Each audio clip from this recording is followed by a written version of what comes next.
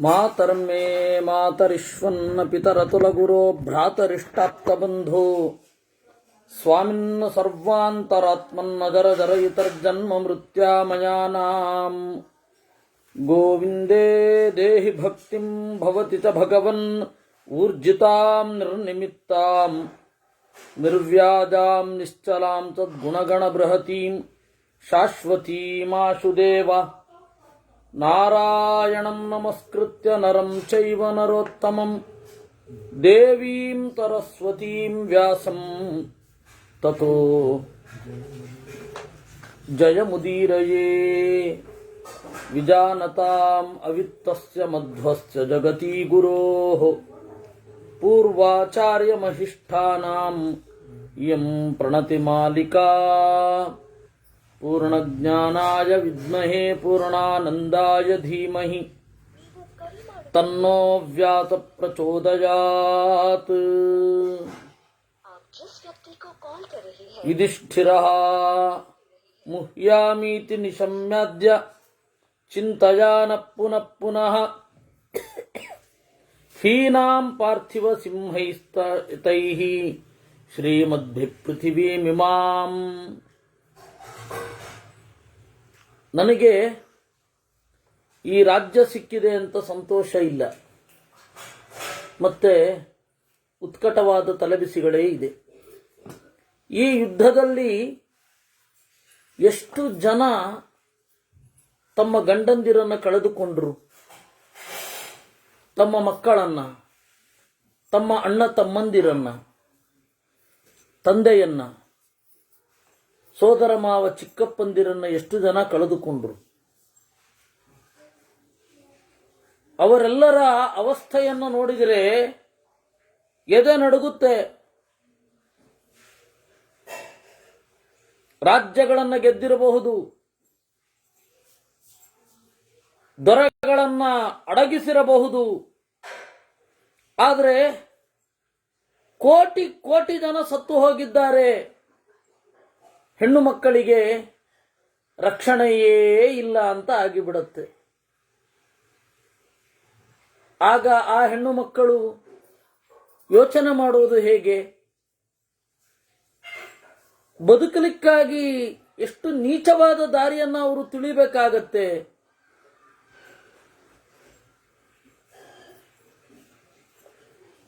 ಅತ್ಯಂತ ಪತಿವ್ರತೆಯರಾಗಿ ಕುಟುಂಬದ ರಕ್ಷಣೆಯಲ್ಲಿ ಇದ್ದು ಮುಂದಿನ ಜನಾಂಗಕ್ಕೆ ಅತ್ಯಂತ ಒಳಿತನ್ನು ಉಂಟು ಮಾಡಬೇಕಾದ ಆ ಹೆಣ್ಣು ಮಕ್ಕಳ ಗತಿ ಏನು? ಕೇಳಿದರೆ ನೋಡಿದರೆ ಎದೆ ನಡುಗುತ್ತೆ.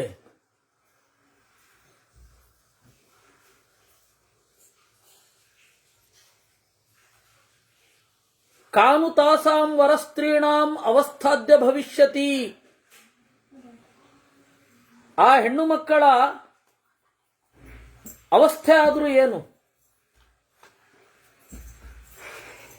ಕಾನು ತಾಸಾಂ ವರಸ್ತ್ರೀಣಾಂ ಅವಸ್ಥಾದ್ಯ ಭವಿಷ್ಯತಿ. ಯಾ ಹೀನಾಃ ಪತಿಭಿಃ ಪುತ್ರೈಃ ಮಾತುಲೈರ್ಬಂಧುಭಿಸ್ತಥಾ. ಗಂಡಂದಿರು, ಮಕ್ಕಳು, ಸೋದರ ಮಾವಂದರು, ಬಂಧುಗಳು ಎಲ್ಲ ಸತ್ತಿದ್ದಾರೆ. ವಯಂ ಹಿತಾನ್ ಗುರೂನ್ ಹತ್ವಾ ಜ್ಞಾತಿನಿಶ್ಚ ಸುಹೃದೋಪಿ ಚ ಅವಾಕ್ ಶೀರ್ಷಾ ಪತಿಷ್ಯಾಮೋ ನರಕೆ ನಾತ್ರ ಸಂಶಯ. ಇವರೆಲ್ಲರನ್ನ ಕೊಂದು ಇಷ್ಟು ಜನ ಹೆಣ್ಣು ಮಕ್ಕಳನ್ನ ಗತಿಹೀನರಾಗಿ ಮಾಡಿ, ಆಶ್ರಯಹೀನರಾಗಿ ಮಾಡಿ ತಲೆಕೆಳಕಾಗಿ ನರಕದಲ್ಲಿ ಬೀಳ್ತೇವೆ ನಾವು.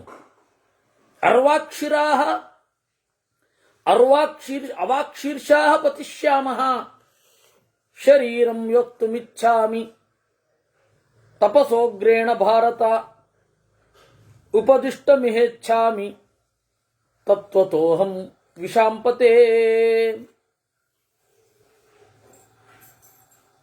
ಅದರಿಂದ ಈ ರಾಜ್ಯ ಬೇಕಾ? ಈ 73ನೇ ವಯಸ್ಸಿನಲ್ಲಿ ಬೇಕೇ ನನಗೆ ರಾಜ್ಯ, ಬೇಡ, ಕಾಡ್ಗೊಟ್ಟೋಗ್ತೀನಿ. ಇಷ್ಟು ಜನ ಹೆಣ್ಣು ಮಕ್ಕಳ ಕಣ್ಣೀರಿಗೆ ನಾನು ಕಾರಣ. ಹೆಣ್ಣು ಮಕ್ಕಳಿಗೆ ಕುಟುಂಬದ ರಕ್ಷಣೆ ಇಲ್ಲದಂತೆ ಮಾಡಿದೆ. ಹೆಣ್ಣು ಮಕ್ಕಳು ನೋವಿನಿಂದ ನರಳುವಂತೆ ಮಾಡಿದೆ. ಎಷ್ಟು ಕೋಟಿ ಭ್ರೂಣ ಹತ್ಯೆ ಪಾಪ ಬಂತು ನನಗೆ, ಎಷ್ಟು ಕೋಟಿ ಗರ್ಭಿಣಿ ಹತ್ಯೆ ಪಾಪ ಬಂತು. ಅಂಥದ್ರಲ್ಲಿ ಈಗ ರಾಜ್ಯ ಆಳ್ಬೇಕೆ ನಾನು? ಯುಧಿಷ್ಠಿರಸ್ಯ ತದ್ವಾಕ್ಯಂ ಶ್ರುತ್ವಾ ಭೀಮೋ ಮಹೀಪತೆ ಪರೀಕ್ಷೆ ನಿಪುಣಂ ಬುದ್ಧ್ಯಾ ಯುಧಿಷ್ಠಿರಮಭಾಷತಾಂ. ಆಗ ಭೀಷ್ಮಾಚಾರ್ಯರು ಯುಧಿಷ್ಠಿರನನ್ನ ನೋಡಿದಿರಂತೆ. ತಲೆ ಹೀಗಿರುತ್ತೆ, ಹಿಂಗೆ ತಿರುಗಿಸ್ಲಿಕ್ಕೆ ಆಗಲ್ಲ ಅವರು ವಾಸ್ತವಿಕವಾಗಿ. ಹೇಗೆ ನೋಡಿರಬಹುದು ಅಂತ ಕುತೂಹಲ. ಕಣ್ಣು ತಿರುಗಿಸಿ ಅಥವಾ ಅವರ ಪಕ್ಕದಲ್ಲಿ ಅವನು ಕುರ್ಚಿ ಹಾಕೊಂಡಿದ್ರೆ ಹೀಗೆ ವಾರೆಗಣ್ಣಿನಲ್ಲಿ ನೋಡಬಹುದೋ ಏನೋ.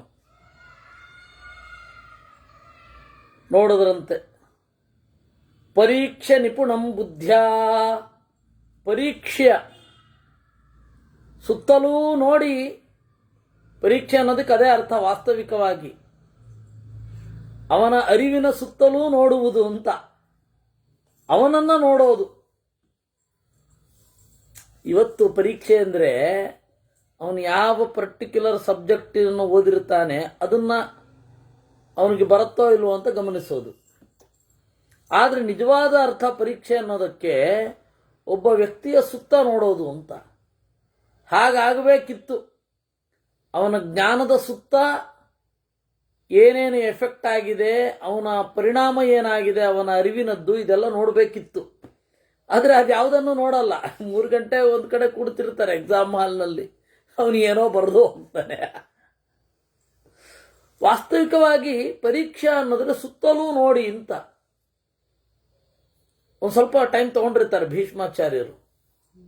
ಅವನ ಈ ಎಲ್ಲ ಪ್ರಶ್ನೆಗಳನ್ನ ಗಮನಿಸಿ ಹೇಳಿದ್ರಂತೆ. ರಹಸ್ಯಮದ್ಭುತಂ ಚೈವ ಶೃಣು ವಕ್ಷ್ಯಾಮಿ ಭಾರತ ಯಾಗತಿ ಪ್ರಾಪ್ಯತೆ ಯೇನ ಪ್ರೇತ್ಯಭಾವೇಶು ಭಾರತ. ಅದ್ಭುತವಾದ ರಹಸ್ಯವೊಂದನ್ನು ಹೇಳ್ತೇನೆ ಕೇಳು ಓ ದೊರೆಯೇ. ಯಾಗತಿ ಪ್ರಾಪ್ಯತೆ ಏನ ಪ್ರೇತ್ಯಭಾವೇಶು, ಸತ್ತ ಮೇಲೆ ಏನು ಗತಿಯಾಗತ್ತೆ ಅಥವಾ ಸತ್ತ ಮೇಲೆ ಇಲ್ಲೇನು ಬದಲಾವಣೆಗಳಾಗತ್ತೆ ಅಂತ ಹೇಳ್ತೇನೆ ಕೇಳು.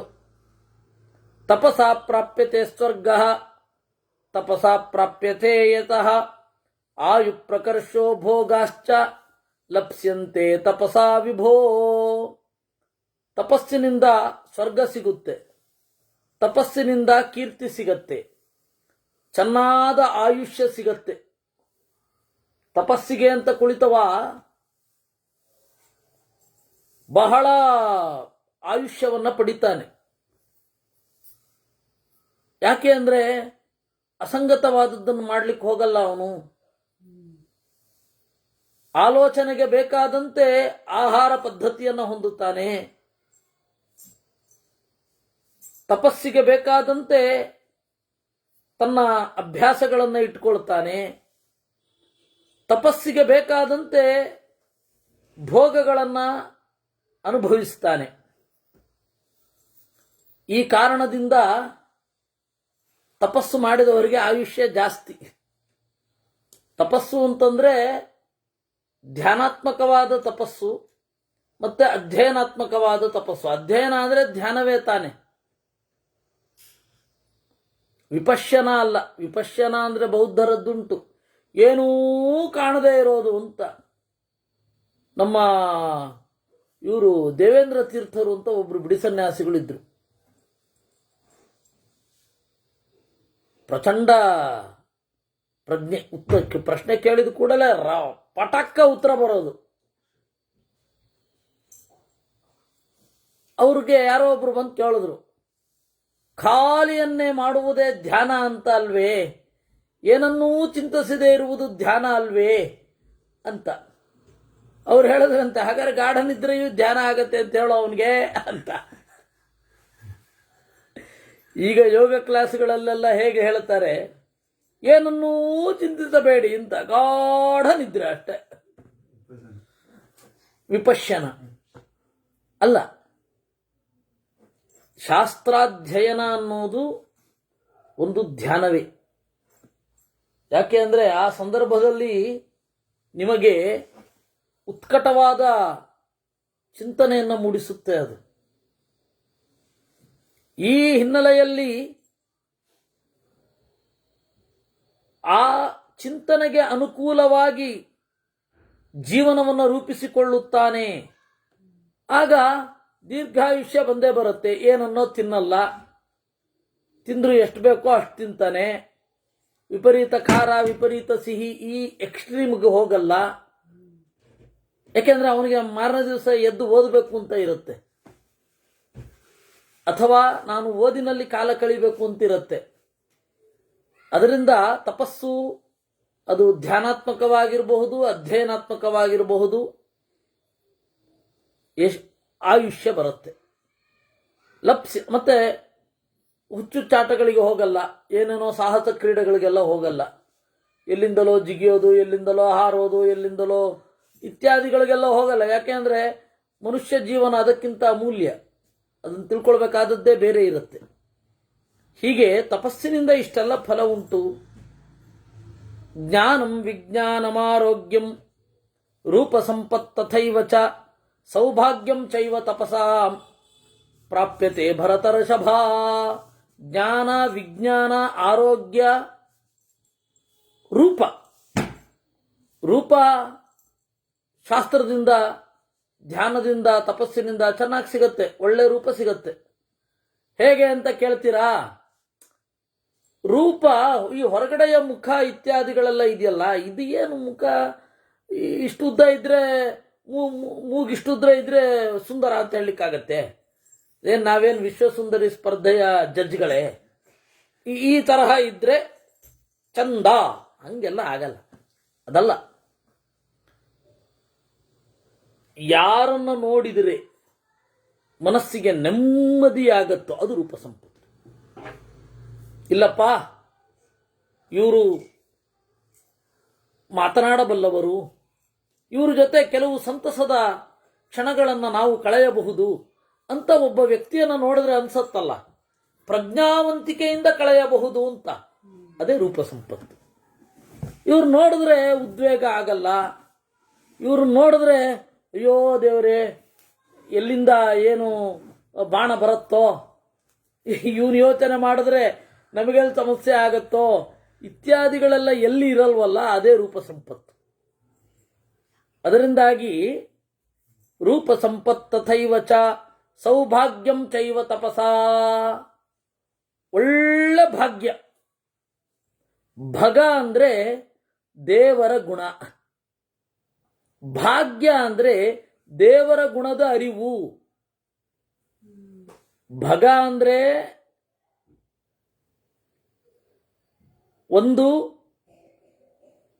ಭಗ ಅಂದ್ರೆ ಎಲ್ಲರೂ ಭಾಗ್ಯ ಲಕ್ ಅಂತಾರೆ, ಅಲ್ಲ.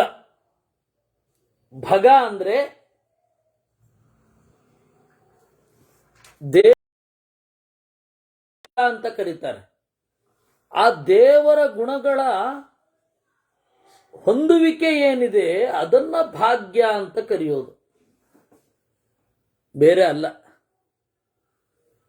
ಹೀಗಾಗಿ ಸೌಭಾಗ್ಯಂ ಚೈವ ತಪಸಾ, ಸೌಭಾಗ್ಯ ಏನಿದೆ ಅದನ್ನ ಪಡೆಯುತ್ತೇವೆ.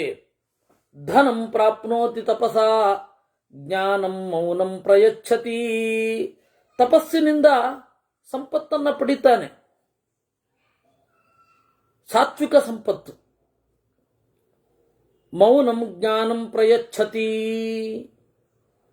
ಜ್ಞಾನ ಮತ್ತೆ ಮೌನ ಅದನ್ನು ಪಡಿತಾನೆ. ಮೌನ ಅಂದರೆ ಮನನಶೀಲತೆ.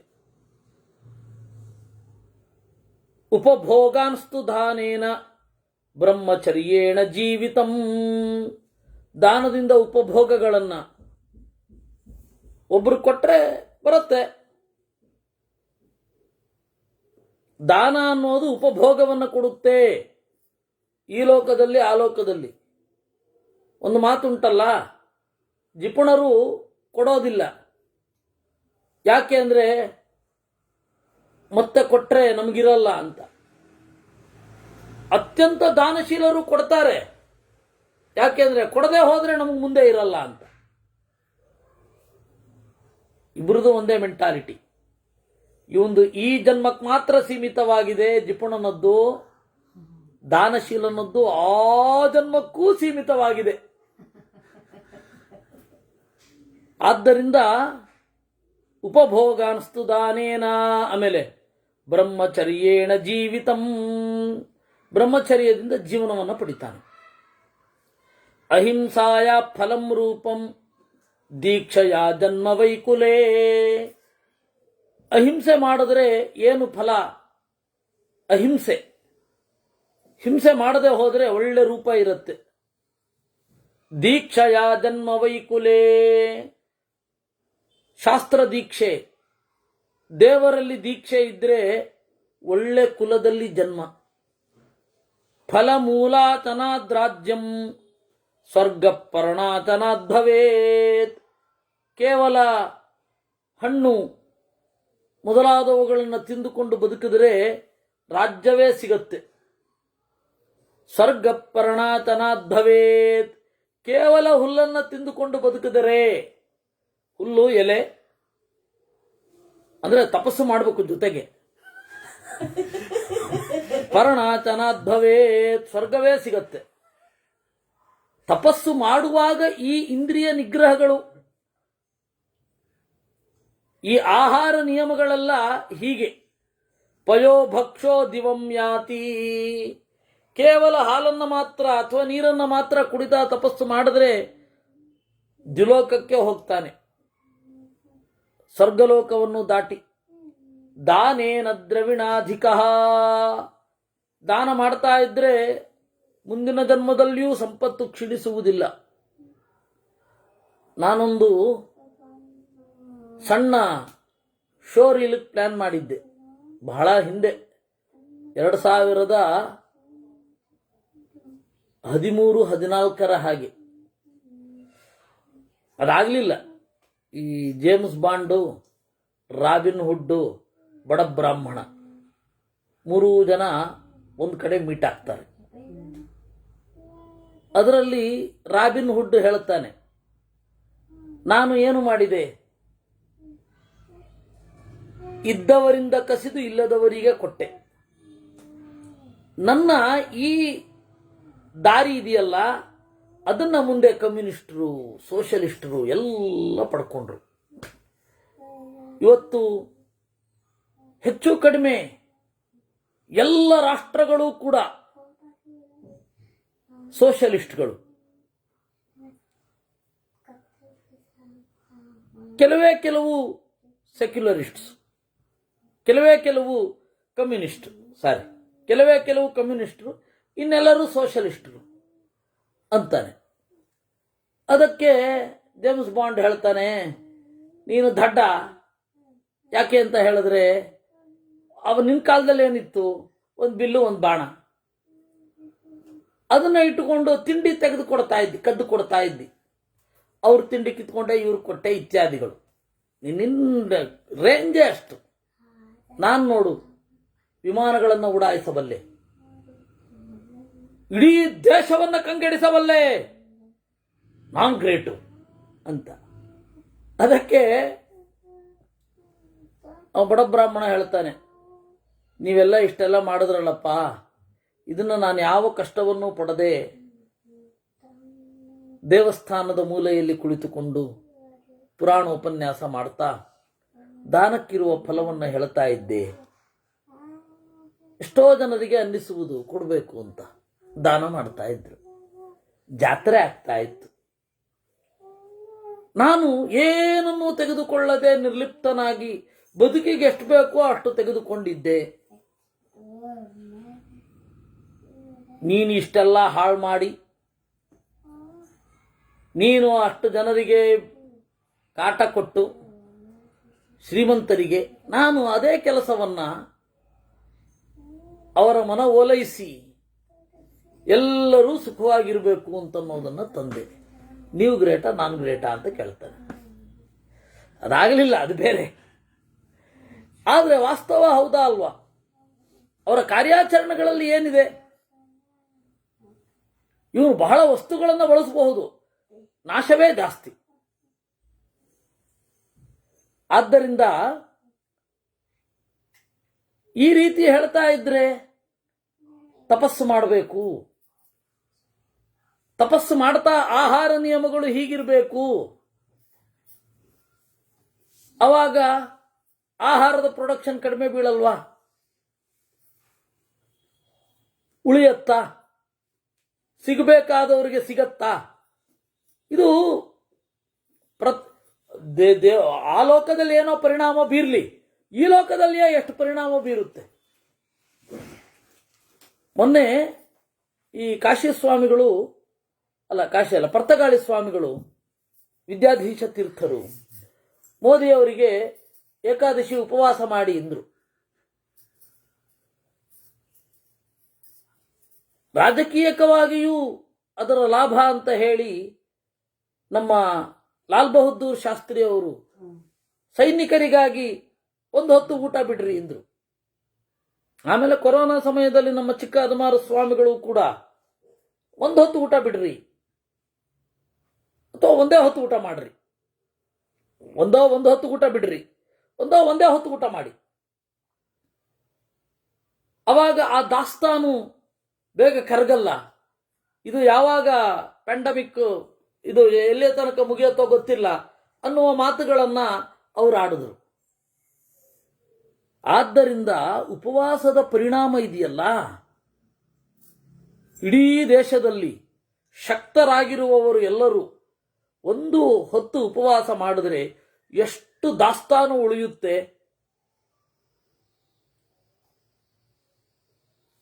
ಒಂದು ಹೊತ್ತು ಅಥವಾ ಒಂದು ದಿವಸ ಉಪವಾಸ ಮಾಡಿದ್ರೆ ಎಷ್ಟು ಉಳಿಯುತ್ತೆ?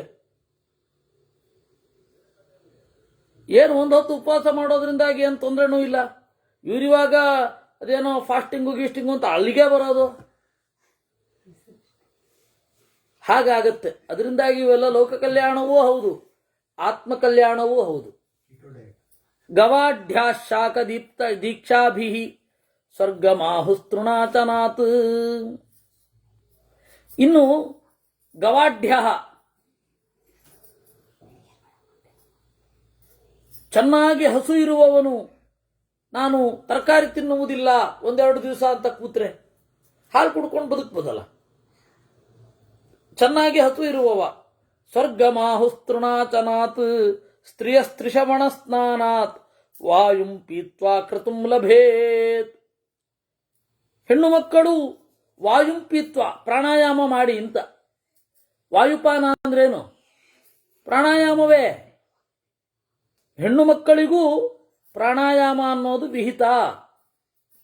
ನಮ್ಮ ಗುರುಗಳ ಹತ್ರ ಯಾರೋ ಬಂದು ಕೇಳಿದ್ರು, ಪ್ರಾಣಾಯಾಮ ಮಾಡಬಹುದೇ ಮಾಡಬಾರ್ದೆ ಅಂತ. ಅದಕ್ಕೆ ಅವ್ರು ಮೂಗಿದ್ರೆ ಮಾಡ್ಬೋದು ಅಂದ್ರು. ಇಂಥ ಇಷ್ಟು ದಡ್ಡತನದಲ್ಲಿ ದೂಕ್ಬಿಟ್ಟಿದಾರ್ರಿ ಇವರೆಲ್ಲ. ನಿತ್ಯ ಸ್ನಾಯಿ ದೀರ್ಘಜೀವಿ ಸಂಧ್ಯೇತು ದ್ವೇ ಜಪನ್ ನೃಪ ಮಂತ್ರಂ ಸಾಧಯತೋ ರಾಜ್ಯಂ ನಾಕಪೃಷ್ಠಮನಾಶಕೇ. ನಿತ್ಯವೂ ಸ್ನಾನ ಮಾಡುವವನು ದೀರ್ಘಕಾಲ ಬದುಕ್ತಾನೆ. ನನಗೆ ಇದು ಯಾಕೆ ಹಿಂಗೆ ಹೇಳ್ತಾರೆ ಅಂತ. ಅಯ್ಯೋ, ನಿತ್ಯ ಸ್ನಾನ ಮಾಡೋದು ಅತ್ಯಂತ ಸಹಜ ಅಲ್ವಾ? ಎರಡು ಹೊತ್ತು ಮಾಡೋದು ಅತ್ಯಂತ ಸಹಜ ಅಲ್ವಾ ಅಂತ ಅನ್ಕೊಂಡ್ಬಿಟ್ಟಿದ್ದೆ ನಾನು. ಯಾಕೆಂದ್ರೆ ನಾನು ಬೆಳೆದ ವಾತಾವರಣ ಮಠಗಳಲ್ಲಿ ಬೆಳಗ್ಗೆ 5:45 ಒಳಗಡೆ ಸ್ನಾನ ಆಗ್ಬಿಟ್ಟಿರ್ಬೇಕು. ಇದೇನು ಇಷ್ಟು ಸಹಜವಾದದ್ದನ್ನು ಇವ್ರು ಹೇಳ್ತಾ ಇದ್ದಾರಲ್ಲ ಅಂತ. ಆಮೇಲೆ ನನಗೆ ಗೊತ್ತಾಯ್ತು ಕೆಲವೊಬ್ಬರು ಹಾಗಿರ್ತಾರೆ ಅಂತ. ವಿಶೇಷತಃ ನೀವು ಹೊರಗಡೆ ಹೊರಟು ಬಿಟ್ರೆ ಬಹಳ ಸೊಫಿಸ್ಟಿಕೇಟೆಡ್, ಸಮಾಜದಲ್ಲಿ ಬಹಳ ಖ್ಯಾತಿವಂತರು, ಹಣವಂತರು, ಬಹಳ ಏನು ಏನಂತಾರೆ ಅದನ್ನ, ಕೆಟ್ಟ ಶಬ್ದ ಇದೆ, ಸೆಲೆಬ್ರಿಟಿ ಅನ್ನೋಷ್ಟು ಕೆಟ್ಟ ಶಬ್ದ ಜಗತ್ತಲ್ಲಿ ಇನ್ನೊಂದಿಲ್ಲ. ಅದ್ರ ನಿಜವಾದ ಅರ್ಥ ಏನು ಅಂತ ನೀವು ಗೂಗಲಿಸಿ ನೋಡಿ. ಇರಲಿ, ಸೆಲೆಬ್ರಿಟಿ ಅಂತ ಅಂದುಕೊಂಡವರು, ಸೆಲೆಬ್ರಿಟಿ ಆಗಿರೋರು 2 ದಿವಸ ಸ್ನಾನ ಮಾಡಲ್ಲ ರೀ. ಏನು ಹಣೆ ಬರಹ. ನಿತ್ಯ ಸ್ನಾಯಿ ದೀರ್ಘಜೀವಿ ಸಂಧ್ಯೆ ತುದ್ವೇ ಜಪನ್ ನೃಪ. 2 ಬಾರಿ ಸ್ನಾನ ಮಾಡಿ ಜಪ ಮಾಡ್ತಾ ಇದ್ರೆ ದೀರ್ಘವಾಗಿ ಬದುಕ್ತಾನೆ. ಮಂತ್ರಂ ಸಾಧಯತೋ ರಾಜ್ಯಂ. ಮಂತ್ರವನ್ನ ಚೆನ್ನಾಗಿ ಸಾಧನೆ ಮಾಡುವವ, ಈ ಮಂತ್ರ ಸಿದ್ಧಿಯಾಗಬೇಕು ಅಂತ ಹೊರಡುವವ ರಾಜ್ಯವನ್ನೇ ಪಡಿತಾನೆ. ಆಮೇಲೆ ನಾಕಪೃಷ್ಠಮನಾಶಕೆ. ಉಪವಾಸದಿಂದ ಇದ್ರೆ ನಾಕಪೃಷ್ಠಂ, ಸ್ವರ್ಗವನ್ನೇ ಪಡಿತಾನೆ. ಅನಾಶಕ, ಅಶನ ಇಲ್ಲ ಅಂತ. ಹಾಗೆ ಇದನ್ನ ಒಂದನ್ನು ಅಳವಡಿಸಿದ್ರು ಗಾಂಧಿ. ಜನ ಅವ್ರನ್ನ ಯಾಕೆ ನಂಬಿದ್ದು ಅಷ್ಟು ಅಂದ್ರೆ, ಗಾಂಧಿಯನ್ನ ಯಾಕೆ ನಂಬಿದ್ದು, ಅವರು ಸನ್ಯಾಸಿಗಳ ತರ ಕಂಡ್ರು, ಸಂತರ ತರಹ ಕಂಡ್ರು. ಆಗಿದ್ರ ಇಲ್ವಾ ಅದು ಸೆಕೆಂಡ್ರಿ, ಆದ್ರೆ ಸಂತರ ತರ, ಅವ್ರ ರಾಜಕೀಯಕ್ಕೂ ಪ್ರವೇಶ ಮಾಡಿದ ಸಂತನ ತರಹ ಜನ ನಂಬಿದ್ರಲ್ಲ. ಸಂತರು ಈ ದೇಶದ ಅದು ಬಟ್ಟೆ ಹಾಗುಡ್ತಾರೆ, ಎಷ್ಟು ಬೇಕೋ ಅಷ್ಟು ಬಟ್ಟೆ, ಊಟ ಇಲ್ಲದೆ ಇರುವುದು, ಅಹಿಂಸೆ, ಇವುಗಳೆಲ್ಲ ಜನರಿಗೆ ಅರ್ಥ ಆಗಿದ್ದು ಇವರು ಸನ್ಯಾಸ ತಗೊಂಡಿದ್ದಾರೆ ಅಂತ. ಇದೆಲ್ಲ ಆಯ್ತು. ಇಲ್ಲಿಯ ತನಕ ಅಂದ್ರೆ ನಮ್ಮ ಸ್ವಾಮಿಗಳು ಏನು ಕೀರ್ತಿಶೇಷ ಗುರುಗಳು ಪೇಜಾವರ ಸ್ವಾಮಿಗಳು, ವಿಶ್ವೇಶ ತೀರ್ಥರು, ಅವರಿಗೆ ಆಶ್ರಮ ಕೊಟ್ಟವರು ವಿಶ್ವಮಾನ್ಯ ತೀರ್ಥರು ಅಂತ. ಆ ವಿಶ್ವಮಾನ್ಯ ತೀರ್ಥರು ಎಲ್ಲಿ ತನಕ ಹೋಯಿತು ಅಂದ್ರೆ,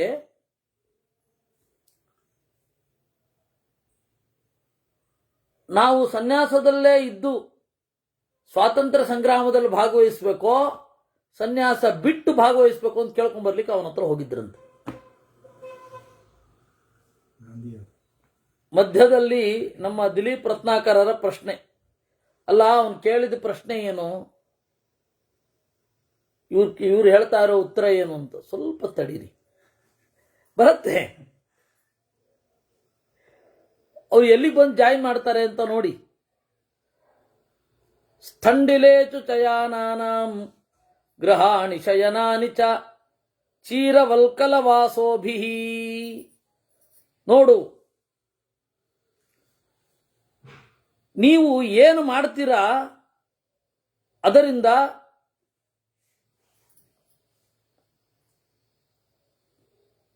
ಅದಕ್ಕೆ ಯಾವುದನ್ನ ಬಿಡ್ತೀರಾ ಅದು ಹೆಚ್ಚು ಸಿಗತ್ತೆ. ಇದು ತಾತ್ಪರ್ಯ. ರಸಾನಾಂ ಪ್ರತಿ ಸಂಹಾರಾತ್ ಸೌಭಾಗ್ಯಮಿಹ ವಿಂದತಿ. ಊಟದಲ್ಲಿ ಬಹಳ ಪರ್ಟಿಕ್ಯುಲರ್ ಆಗದೆ ಹೋದ್ರೆ ನೀವು ಒಳ್ಳೆ ಭೋಜನ ಸಮೃದ್ಧಿಯನ್ನು ಪಡಿತೀರ ಎಂದೆಂದು. ರಸಾನಾಂ ಪ್ರತಿ ಸಂಹಾರಾತ್ ಸೌಭಾಗ್ಯಮಿಹ ವಿಂದತೆ. ಒಳ್ಳೆ ಸೌಭಾಗ್ಯವನ್ನು ಪಡಿತಾರೆ. ಆಮಿಷ ಪ್ರತಿ ಸಂಹಾರಾತ್ ಪ್ರಜಾಹ್ಯಾಯುಷ್ಮತಿ ಭವೇತ್. ಮಾಂಸವನ್ನು ಉಣ್ಣದೇ ಇರುವುದರಿಂದ ಮಕ್ಕಳು ಆಯುಷ್ಯವಂತರಾಗ್ತಾರೆ, ಸಾರ್ಥಕವಾದ ಆಯುಷ್ಯವನ್ನು ಹೊಂದುತ್ತಾರೆ. ಉದವಾಸಂ ವಸೇದ್ಯಸ್ತು ಸನರಾಧಿಪತಿರ್ಭವೇತ್. ಸತ್ಯವಾದಿ ನರಶ್ರೇಷ್ಠ ದೇವತೈ ಸಹ ಮೋದತೆ. ಸತ್ಯವನ್ನ ಹೇಳುವವ ದೇವತೆಗಳೊಡನೆ ಇರ್ತಾನೆ. ಸತ್ಯ ಅಂದ್ರೆ ಪರಮಾತ್ಮನನ್ನ ಹೇಳುವವ ಅಂತ. ಯಾಕೆಂದ್ರೆ ಸತ್ಯ ಅಂದ್ರೆ ಇದ್ದದ್ದನ್ನ ಇದ್ದಂತೆ ಹೇಳೋದು ಅನ್ನೋ ಅರ್ಥವೇ ಸಂಸ್ಕೃತಕ್ಕಿಲ್ಲ. ಸತ್ ಅಂದರೆ ನಿರ್ದಿಷ್ಟ ಗುಣಪೂರ್ಣತ್ವಾತ್ ಸತ್ಯೋ ಹರಿರುದಾಹೃತ ಅಂತ.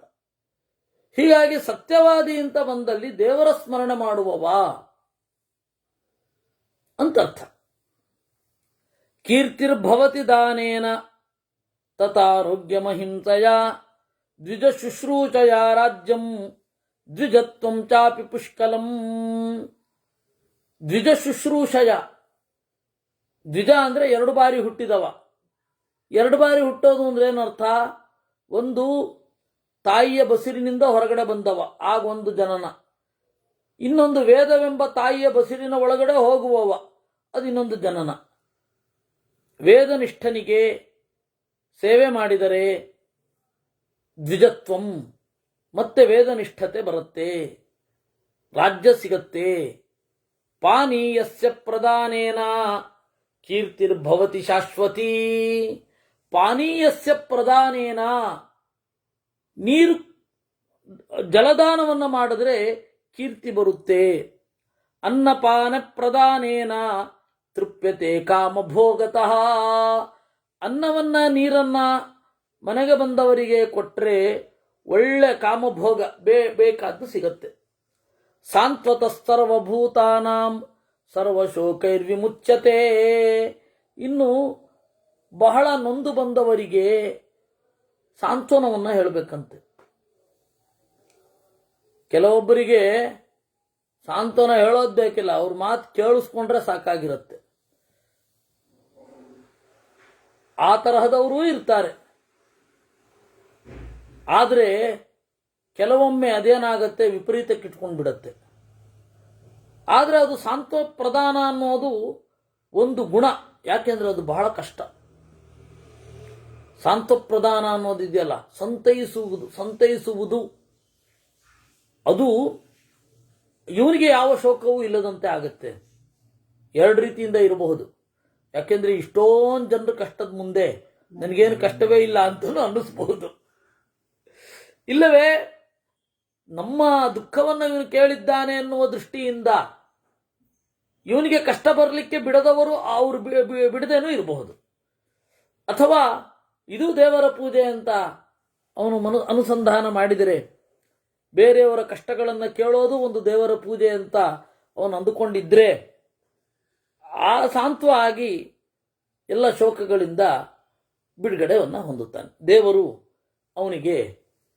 ಯಾಕೆಂದ್ರೆ ಎಲ್ಲರ ಶೋಕವನ್ನ ಇವನು ಕೇಳ್ಬಿಟ್ಟಿರ್ತಾನೆ, ಇವಂದೇ ಶೋಕ ಆಗೋಗಿರುತ್ತದೆ, ಹಾಗೂ ಆಗಬಹುದು. ಹೀಗೆ ಹಲವಾರು ಅರ್ಥಗಳು. ದೇವ ಶುಶ್ರೂಷಯ ರಾಜ್ಯಂ ದಿವ್ಯ ರೂಪಂ ನಿಗಚ್ಚತಿ. ದೇವತೆಗಳನ್ನು ಸೇವಿಸಿದರೆ ಒಳ್ಳೆ ರಾಜ್ಯ. ದೀಪಾಲೋಕ ಪ್ರದಾನೇನ ಚಕ್ಷುಷ್ಮಾನ್ ಬುದ್ಧಿಮಾನ್ ಭವೇತ್. ದೀಪವನ್ನ ಕೊಟ್ರೆ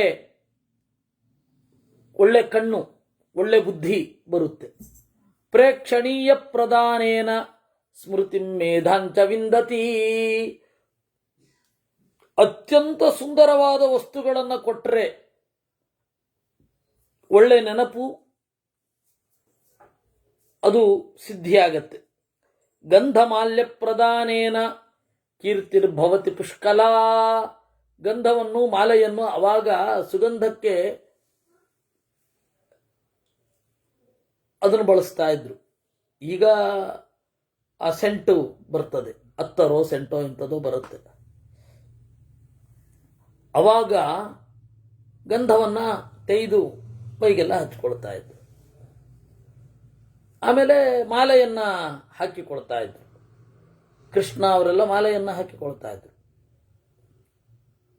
ಕೇಶಶ್ಮಶ್ರೂ ಧಾರಯತಾಂ ಅಗ್ರ್ಯಾ ಭವತಿ ಸಂತತಿ ಉಪವಾಸಂತ ದೀಕ್ಷಾಂಚಾಪ್ಯಭಿಷೇಕಂಚ ಪಾರ್ಥಿವ. ಉಪವಾಸ, ವ್ರತದೀಕ್ಷೆ, ದೇವತಾಭಿಷೇಕ ಇವುಗಳನ್ನು ಮಾಡಿದವರಿಗೆ ಒಳ್ಳೆ ಲೋಕ ಆಗತ್ತೆ. ದಾಸೀದಾತಮಲಂಕಾರಾನ್ ಕ್ಷೇತ್ರಾಣಿ ಚ ಧನಾನಿ ಚ ಬ್ರಹ್ಮದೇಯಾಂ ಸುತಾಂ ದತ್ವಾ ಪ್ರಾಪ್ನೋತಿ ಮನುಜರಸಭ. ದಾಸಿಯರನ್ನ, ದಾಸರನ್ನ, ಅಲಂಕಾರಗಳನ್ನ,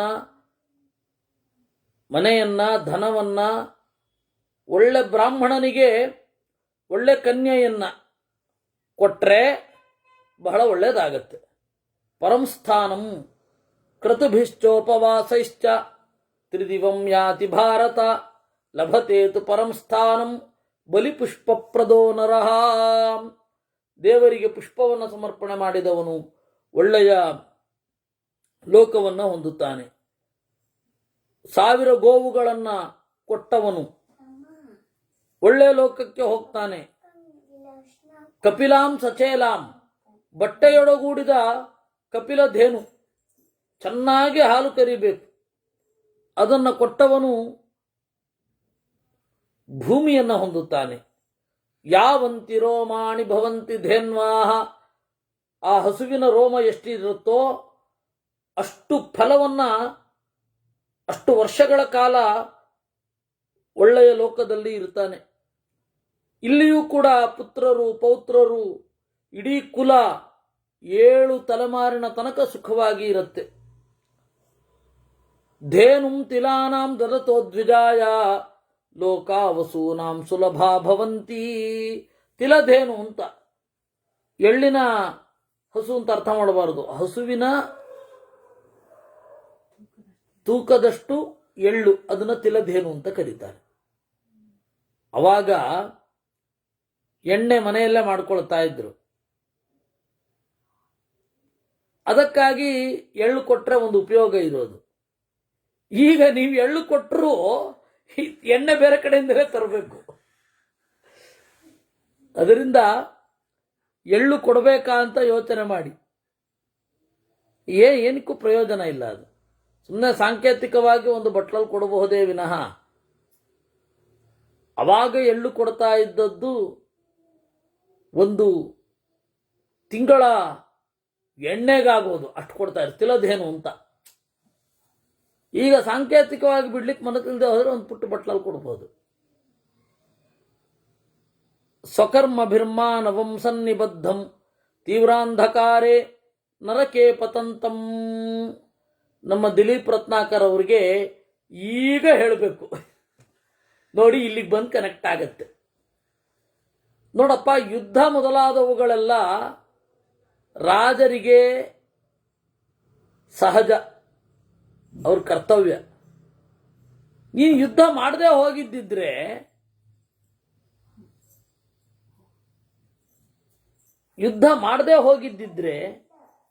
ಇಷ್ಟೆಲ್ಲ ಆಗ್ತಿತ್ತ? ದಾನ ಮಾಡಲಿಕ್ಕೆ ಆಗ್ತಾ ಇರಲಿಲ್ಲ. ರಾಜ್ಯ ಬರದೆ ಏನು ದಾನ ಮಾಡ್ತಿದ್ದೆ? ದಾನಶೀಲರಾದ ಸಜ್ಜನರನ್ನ ಬೆಳೆಸಬೇಕು ಅಂದ್ರೆ ಯುದ್ಧ ಮಾಡಲೇಬೇಕು.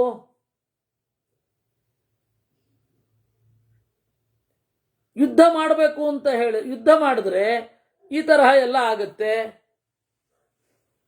ಹೆಣ್ಣು ಮಕ್ಕಳು ಅಷ್ಟು ಜನ ನಿರ್ಗತಿಕರಾಗ್ತಾರೆ. ಆ ಹೆಣ್ಣು ಮಕ್ಕಳು ನಿರ್ಗತಿಕರಾಗದಂತೆ ದಾನ ಮಾಡಬಹುದು.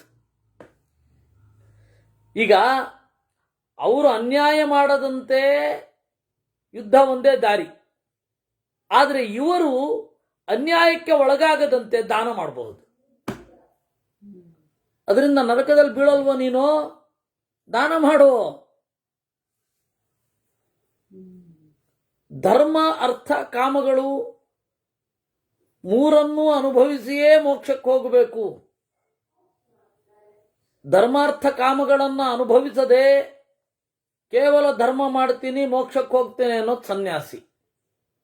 ನೀನು ಸನ್ಯಾಸಿ ಅಲ್ಲ. ಧರ್ಮ ಮೋಕ್ಷ ಎರಡೇ ಅವ್ರಿಗಿರೋದು. ಕಾಣಬಹುದು ಅರ್ಥ ಕಾಮಗಳು ಇದೆಯಲ್ಲ ಈಗ ನಮ್ಮ ಮಠೀಯ ವ್ಯವಸ್ಥೆಯಲ್ಲಿ ಅಂತ. ಏನ್ರಿ, ಏನಿದೆ ಹೇಳಿ? ಸುಮ್ಮನೆ ಯೋಚನೆ ಮಾಡಿ. ಏನೂ ಇಲ್ಲ. ಧರ್ಮ ಮತ್ತು ಮೋಕ್ಷ ಇವಾಗ ಇರೋದು ಎರಡೇ ಅವರಿಗೆ. ಅರ್ಥಕಾಮಗಳಿಲ್ಲ, ಅವ್ರದ್ದಲ್ಲ ಅದು. ಏನೂ ಅವ್ರದ್ದಲ್ಲ, ಬಿಟ್ಟೋಗ್ತಾ ಇರಬೇಕು. ಅವ್ರಿಗೆ ಇಷ್ಟ ಬಂದವ್ರು ಕೊಡ್ಲಿಕ್ಕಿರಲ್ಲ,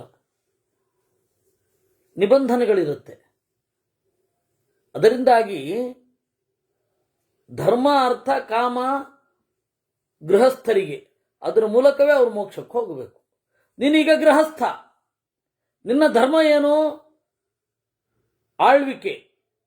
ಆಳ್ವಿಕೆಯಲ್ಲಿ ಅಧರ್ಮವನ್ನು ಮಾಡುವವರನ್ನು ನಿಗ್ರಹಿಸಬೇಕು. ಮಿತಿ ಮೀರಿದರೆ ಯುದ್ಧ ಮಾಡಬೇಕು. ಮಿತಿ ಮೀರಿದ್ರು ಯುದ್ಧ ಮಾಡಿದೆ. ಹೀಗಾಗಿ ಅರ್ಥ ನಿನ್ನ ಕೈಗೆ ಬಂತು. ನೀನೇನು ಮಾಡಬೇಕು? ಕಾಮ, ಬಯಸಿದ್ದನ್ನು ಪಡಿಬೇಕು, ಬಯಸಬೇಕಾದದ್ದನ್ನು ಕೊಡಬೇಕು. ಇಷ್ಟು ಜನ ನಿನ್ನ ಸುತ್ತಮುತ್ತಲ ರಾಜ್ಯದವರು, ಬೇರೆ ಬೇರೆ ಕುಲದವರು, ಬೇರೆ ಬೇರೆ ದೇಶದ ಎಲ್ಲ ಹೆಣ್ಣು ಮಕ್ಕಳು ದಾರಿ ತಪ್ಪಬಾರದು ಅಂದರೆ ಈ ದಾನಾದಿಗಳನ್ನು ಮಾಡ್ತಾ ಇರಬೇಕು. ಇದು ಯುದ್ಧೋತ್ತರವಾದ ಕ್ರೈಸಿಸ್ ಆಫ್ಟರ್ ವಾರ್. ಅದನ್ನು ನಿರ್ವಹಣೆ ಮಾಡಲಿಕ್ಕೆ ಧರ್ಮವೇ ಸಾಧನ. ಕೇವಲ ಧರ್ಮ ಸಾಧನ ಆಗುತ್ತಾ? ನೀವು ಹೀಗಿರಿ ಅಂತ ಅದಕ್ಕೆ ಅರ್ಥದ ಮೂಲಕ ಸಪೋರ್ಟ್ ಮಾಡಬೇಕು. ಅರ್ಥ ಏನು ಮಾಡಬೇಕು? ಅಲ್ಲಿ ಹಿಂದೆ ಹೇಳಿದ್ರಲ್ಲ, ವಣಿಜಶ್ಚೈವ ಸಾಂತ್ವಿತಾಹ ಅಂತ ಆದಿಪರ್ವದಲ್ಲಿ. ವ್ಯಾಪಾರಿಗಳು, ಬಿಸಿನೆಸ್ ಮ್ಯಾನ್ ಯಾರಿದ್ರು ಅವರೆಲ್ಲರಿಗೂ ಕೂಡ ತೆರಿಗೆ ಕಡಿಮೆ ಮಾಡಿದ್ದ ಅವನು. ತೆರಿಗೆ ಕಡಿಮೆ ಮಾಡಿದಾಗ ಲಾಭ ಜಾಸ್ತಿ ಆಗುತ್ತೆ. ಅವಾಗ ಅಷ್ಟು ಸಾಮಾನುಗಳು ಹೋಯ್ತಲ್ಲ. ಯುದ್ಧ ಅಂತ ಹೇಳಿದ್ರೆ ಎಷ್ಟು ಪ್ರಾಡಕ್ಟ್ ಹೊರಟೋಗುತ್ತೆ. ಕಮ್ಮಾರರು, ಚಮ್ಮಾರರು, ವೈದ್ಯರು ಎಷ್ಟು ಜನ ಸತ್ರು, ಅವ್ರದೆಲ್ಲ ಕೊರತೆ ತುಂಬಬೇಕಲ್ಲ. ಎಷ್ಟು ಬಟ್ಟೆ ಹೋಯ್ತು, ಎಷ್ಟು ಲೋಹ ಹೋಯ್ತು, ಎಲ್ಲೆಲ್ಲ ಏನೇನಾಯ್ತೋ, ಅಷ್ಟು ಕುದುರೆಗಳು ಹೋಯ್ತು, ಅಷ್ಟು ಆನೆಗಳು ಹೋಯ್ತು, ಅಷ್ಟು ಮ್ಯಾನ್ ಪವರ್ ಹೋಯ್ತು. ಅದಕ್ಕೆಲ್ಲ ಒಂದು ದಾರಿ ಏನು ಅಂತಂದ್ರೆ ತೆರಿಗೆ ಕಡಿಮೆ ಮಾಡು, ವ್ಯಾಪಾರಕ್ಕೆ ಹೆಚ್ಚಿನ ಅವಕಾಶ ಮಾಡಿಕೊಡು. ಹೀಗೆಲ್ಲ ಬಂದ ದಾರಿ ಮಾತ್ರ ಅಲ್ಲ, ಹೋದ ದಾರಿಗೂ ಸುಂಕ ಕಡಿಮೆ ಮಾಡು. ಹೀಗೆಲ್ಲ ಮಾಡಿದರೆ ಆಗತ್ತೆ. ಅದನ್ನು ಅಲ್ಲಿ ಹೇಳಿದ್ರು ಆದಿಪರ್ವದಲ್ಲಿ, ಮತ್ತೆ ಶಾಂತಿ ಪರ್ವದಲ್ಲಿ ಒಂದು ಸ್ವಲ್ಪ ಬಂದಿತ್ತದು. ಅದರಿಂದಾಗಿ ಇವರೇನ್ ಮಾಡ್ತಾರೆ, ಈ ರೀತಿ ಬೇರೆ ಕಡೆಯಿಂದ ಬರ್ತಾರೆ. ಸ್ವರ್ಗದಲ್ಲಿ ನರಕದಲ್ಲಿ ನೀನು ಬೀಳಲ್ಲ. ಅಯ್ಯೋ ಇಷ್ಟು ಜನ ಸತ್ರು ಅಂತ ಹೇಳಿ ಅವರೆಲ್ಲ ಸಾಯ್ತಾರೆ ಅಂತ ಅಲ್ಲಿಗೆ ನಿಲ್ಲಿಸ್ಲಿಲ್ಲ. ಅವರ ಹೆಂಡತಿಯರ ಗತಿ ಏನು ಅಂತ ಬಂದ. ಅರ್ಜುನ ಏನು ಮಾಡಿದ? ಗುರುನ ಹತ್ವಾ ಹಿ ಮಹಾನುಭಾವಾನ್ ಶ್ರೇಯೋ ಭೋಕ್ತುಂ ಭೈಕ್ಷಮಪೀಹ ಲೋಕೇ ಅಂದ.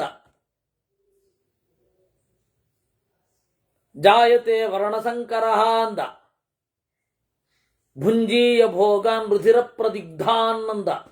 ನೆತ್ತರು ಮೆತ್ತಿದ ಭೋಗಗಳನ್ನು ನಾನು ಉಣ್ಣಬೇಕಾಗುತ್ತದೆ ಎಂದ. ಆ ತರಹ ಮಾಡಲಿಲ್ಲ ಇವನಿಗೆ ಆ ತರಹ ಪ್ರಶ್ನೆ ಬರಲಿಲ್ಲ. ಆಯಿತು, ಅದೆಲ್ಲ ದೇಹ ಬೇರೆ ಆತ್ಮ ಬೇರೆ, ಇಷ್ಟು ಗೊತ್ತಾಯ್ತಲ್ಲ ನನಗೆ, ಮೋಕ್ಷ ಧರ್ಮ ಪರ್ವ ಇತ್ಯಾದಿಗಳೆಂದೆಲ್ಲ. ಇಲ್ಲಿ ಏನಿದೆ? ಅದಕ್ಕೆ ಅವನು ಈ ರೀತಿ ನಿರೂಪಣೆ ಮಾಡಿತ್ತು. ಇಲ್ಲ, ಈ ಲೋಕದಲ್ಲಿ ದಾನ ಸಂಸ್ಕೃತಿಯನ್ನ, ಆಫರಿಂಗ್ ಕಲ್ಚರ್, ಇದೇ ಪರಿಭಾಷೆಯಲ್ಲಿ ಹೇಳ್ಬೇಕು. ದಾನ ಅಂದ್ರೆ ಆಫರಿಂಗ್ ಅಲ್ಲ, ಅದು ವಾಸ್ತವಿಕವಾಗಿ ಇರಲಿ, ಇಟ್ಕೊಳ್ಳಿ. ದಾನ ಸಂಸ್ಕೃತಿಯನ್ನು ಬೆಳೆಸು. ಲೋಕದಲ್ಲಿ ಸಹೃದಯರಾಗ್ತಾರೆ. ಸಹೃದಯತೆ ಇದ್ರೆ ದಾನ ಮಾಡ್ಲಿಕ್ಕಾಗತ್ತೆ, ಪ್ರೀತಿ ಮೂಡಿದ್ರೆ ದಾನ ಮಾಡ್ಲಿಕ್ಕಾಗತ್ತೆ, ಲೋಭ ಹೋದ್ರೆ ದಾನ ಮಾಡ್ಲಿಕ್ಕಾಗತ್ತೆ. ದಾನದ ಸಂಸ್ಕೃತಿ ಹೆಚ್ಚಾಗಿ ಬೆಳೆದರೆ ಈ ಮಾನವೀಯ ಸಂಪನ್ಮೂಲಗಳು, ಹ್ಯೂಮನ್ ರಿಸೋರ್ಸ್ ಅಂತ ಏನಿದೆ, ಅದೆಲ್ಲವೂ ಸಿದ್ಧಿಯಾಗತ್ತೆ. ಹ್ಯೂಮನ್ ರಿಸೋರ್ಸ್ ಡೆವಲಪ್ಮೆಂಟ್ ಅಂದ್ರೇನು? ಒಂದು ಕಚೇರಿ ಕೊಟ್ಟು ನಿಮ್ಗೆ ಗ್ರಾಂಟ್ ಕೊಡ್ತೀವಿ ಅಂತನ್ನೋದೇ ಹ್ಯೂಮನ್ ರಿಸೋರ್ಸ್ ಡೆವಲಪ್ಮೆಂಟ್ ಅಂತನ್ನೋದು. ವೇದಾಂತದ ಮೂಲಕ ಆಗಬೇಕು. ಹೀಗಾಗಿ ಇವುಗಳನ್ನೆಲ್ಲವನ್ನು ಕೇವಲ ಭೌತಿಕ ಸಂಪತ್ತಿನ ನಡೆಯನ್ನಲ್ಲದೆ, ಕೆಲವೇ ಇವರು ಬಳಸುವ ಪದಪ್ರಯೋಗಗಳು ನಮಗೆ ಗಾಬರಿ ಆಗುತ್ತೆ ನಿಜವಾಗಿಯೂ. ಟೆಂಪಲ್ ಟೂರಿಸಂ ಅಂತಾರೆ. ಎಂಥ ಭೀಕರವಾದ ಪದ, ಕಿವಿಗೆ ಯಾವ ರೀತಿ ಅಪ್ಪಳಿಸುತ್ತೆ ಅಂದ್ರೆ ಜನ ಮುಂದೆ ಇದನ್ನು ಹೆಂಗೆ ತಗೊಳ್ತಾರೆ ಅಂತ. ಇವತ್ತೇನೋ ಸರಿ ಕರೆಕ್ಟ್ ಇದೆ, ಮುಂದಿನ ದಿನಗಳಲ್ಲಿ ಗಾಬರಿ ಆಗತ್ತೆ. ಇವರು ನಮ್ಮ ಗುಜ್ಜುಗಳು ಅವ್ರದ್ದು ಏನೋ ತಲೆನಲ್ಲಿ ಒಂದು ಹಿಂಗೆ ಬಳಸ್ತಾರೆ, ಆದರೆ ಅದು ಮುಂದಿನ ಪರಿಣಾಮ ಏನಾಗತ್ತೆ? ಅವ್ರಿಗೆ ಈಗ ಸದ್ಯದಲ್ಲಿ ಕೆಟ್ಟ ಉದ್ದೇಶ ಇಲ್ಲ, ದೇವಸ್ಥಾನದ ಇದನ್ನ ನಾವು, ಆದರೆ ಮುಂದಿನ ಜನಾಂಗದ ಕೈಗೆ ಇದು ಸಿಕ್ಕಿದ್ರೆ ಒಂದು 50 ವರ್ಷ ಆದಮೇಲೆ ಈ ಶಬ್ದವನ್ನು ಅವ್ರು ಹೆಂಗೆ ತಗೊಳ್ಬಹುದು? ಹೀಗಾಗಿ ಬಿಡುತ್ತೆ. ಅದರಿಂದ ಶೀಲ, ಸೌಜನ್ಯ ಮೊದಲಾದವುಗಳನ್ನು ಜಗತ್ತಿನಲ್ಲಿ ರೂಢಿಸಬೇಕಾದ್ರೆ ಏನ್ ಮಾಡಬೇಕು? ರಾಜನಾಗಿ ನೀನು ಏನ್ ಮಾಡಬೇಕು? ಇದೊಂದೇ ದಾರಿ ಇರೋದು. ಧುರ್ಯ ಪ್ರಧಾನೇನ ಗವಾಂ ತಥಾ ವೈ ಲೋಕಾನವಾಪ್ನೋತಿ ನರೋ ವಸೂನಾಂ ನೈವೇಶಿಕಂ ಸರ್ವಗುಣೋಪಪನ್ನಂ ದದಾತಿ ವೈಯಸ್ತು ನರೋದ್ವಿಜಾಯ. ಒಬ್ಬ ನೈವೇಶಿಕಂ, ಮನೆಯ ಅಗತ್ಯಗಳನ್ನು ಕೊಟ್ಟರೆ, ಒಬ್ಬ ಸ್ವಾಧ್ಯಾಯ ಚಾರಿತ್ರ ಗುಣಾನ್ವಿತಾಯ, ಒಳ್ಳೆ ಸ್ವಾಧ್ಯಾಯ ಇರಬೇಕು, ಒಳ್ಳೆ ಕ್ಯಾರೆಕ್ಟರ್ ಇರಬೇಕು. ಅವನು ಕೊಟ್ರೆ ಅವನ ವೈಬ್ಸ್ ಅಂತ ಏನು ಇವತ್ತಿನ ಪರಿಭಾಷೆಯಲ್ಲಿ ಹೇಳ್ತಾರೆ, ಅವನ ಪ್ರಭಾವದಿಂದ ಸುತ್ತಮುತ್ತಲಿನವರೆಲ್ಲ ಅದಕ್ಕೆ ಟ್ಯೂನ್ ಆಗ್ತಾರೆ. ಅಹಿಂಸೆ, ಸೌಜನ್ಯ, ಶಾಂತಿ, ಆ ಒಂದು ಪ್ರೀತಿ, ಅದರಲ್ಲಿ ಪರ್ಯವಸಾನ ಆಗುತ್ತೆ, ಮೈತ್ರಿಯಲ್ಲಿ ಪರ್ಯವಸಾನ ಆಗುತ್ತೆ, ಒಳ್ಳೆಯ ಗುಣಗಳು ಬರುತ್ತೆ. ಫ್ರೆಂಡ್ಶಿಪ್ ಅಂದ್ರೆ ಹೆಂಗದು? ಇಬ್ಬರು ಪರಸ್ಪರ ಹೆಗಲ ಮೇಲೆ ಕೈ ಹಾಕಿಕೊಂಡು ಹೇಗೆ ಹೋಗ್ತಾ ಇರೋದಾ, ಅಥವಾ ಒಂದೇ ಹಣ್ಣಿನಲ್ಲಿ 2 ಭಾಗ ಮಾಡ್ಕೊಂಡು ತಿನ್ನೋದಾ? ಏನು ಅದು? ಈ ಹಳೆಯ ಗ್ರಂಥಗಳ ಮೂಲಕವೇ ಹರಿಬೇಕು, ಒಳ್ಳೆ ವಿಚಾರಗಳ ಚಿಂತನೆಯೇ ಆಗಬೇಕು. ಅದೇ ಫ್ರೆಂಡ್ಶಿಪ್, ಗುಡ್ ವೈಬ್ಸ್ ಅಂದ್ರೆ ಅದೇ. ಇದು ಆಗತ್ತೆ. ಅದಕ್ಕಾಗಿ ಏನ್ ಮಾಡಬೇಕು?